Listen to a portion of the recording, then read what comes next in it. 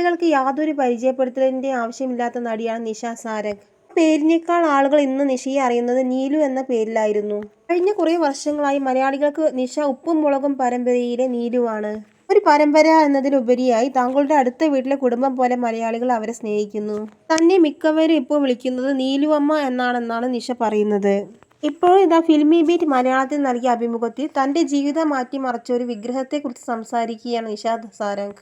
പുതിയ സിനിമയായ എഴുത്തോലയുടെ പ്രമോഷന്റെ ഭാഗമായി നൽകിയ അഭിമുഖത്തിലാണ് നിഷ മനസ്സ് തുറന്നത്. നടൻ ഹേമന്ത് മേനോനും നിഷയ്ക്കൊപ്പം അഭിമുഖത്തിൽ പങ്കെടുത്തിരുന്നു. അഭിമുഖത്തിൽ നിഷ പറഞ്ഞ ചില വാക്കുകളാണ് ശ്രദ്ധ നേടുന്നത്. അന്ന് ഞാൻ അഭിനയിക്കാൻ ഇറങ്ങിയിരുന്നില്ല. ജസ്റ്റ് 1-2 പാസിംഗ് വേഷങ്ങൾ മാത്രമായിരുന്നു ചെയ്തിരുന്നത്. കയ്യിൽ പൈസയൊന്നുമില്ലാത്ത സമയമാണ്. വണ്ടിക്കാശ് മാത്രമായിട്ടാണ് കുഞ്ഞുങ്ങളെയും കൊണ്ട് ഗുരുവായൂർ പോകുന്നത്.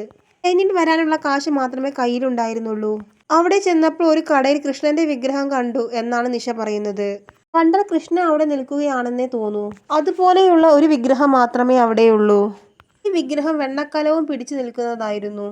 എനിക്കത് വാങ്ങണമെന്ന് തോന്നി. പക്ഷെ അത് വാങ്ങിക്കഴിഞ്ഞാൽ പിന്നെ കയ്യിൽ ബസ്സിന് പോകാനുള്ള കാശ് മാത്രമേ കാണൂ എന്ന് നിഷ ഓർക്കുന്നു. അത് കളഞ്ഞിട്ട് പോകാൻ തോന്നിയില്ല. വില പേശി വാങ്ങി. ഒരു കുട്ടിയെ കയ്യിലെടുക്കുന്നത് പോലെയാണ് ആ വിഗ്രഹം കൊണ്ട് പോയത്. ബസ്സിലാണ് തിരിച്ചു പോകുന്നത്. ഭക്ഷണം കഴിക്കാൻ പോലും പൈസ ബാക്കിയുണ്ടായിരുന്നില്ല. ഒക്കെ തീർന്നിരുന്നു. എന്നാലും കൃഷ്ണനെ കിട്ടിയ സന്തോഷത്തിലായിരുന്നു എന്നാണ് താരം പറയുന്നത്. പക്ഷെ പിറ്റേന്ന് മുതൽ എൻ്റെ ജീവിതം മാറി. എൻ്റെ ജീവിതത്തിൻ്റെ പോക്ക് മാറി. ഗ്രാഫ് കയറിപ്പോയി. ജീവിതം വേറൊരു റൂട്ടിലായി. ഇതിനെല്ലാം കാരണം കൃഷ്ണൻ വീട്ടിലേക്ക് വന്നത് കൊണ്ടാണെന്നാണ് എൻ്റെ വിശ്വാസം. എനിക്ക് ഇങ്ങനെയൊരു മകൻ ഉണ്ടായപ്പോൾ ജീവിതത്തിൽ മാറ്റങ്ങൾ ഉണ്ടായി എന്നാണ് നിഷ സാരംഗ് പറയുന്നത്. മിനി സ്ക്രീനിന് പുറമെ ബിഗ് സ്ക്രീനിലും സജീവമാണ് നിഷ സാരംഗ്. ഇപ്പോഴിതാ പുതിയ ചിത്രമായ എഴുത്തോല റിലീസിന് എത്തിയിരിക്കുകയാണ്. അതേസമയം ഒരു ഇടവേളയ്ക്ക് ശേഷം 3ാം സീസണുമായി മടങ്ങിയെത്തിയിരിക്കുകയാണ് ഉപ്പും മുളകും.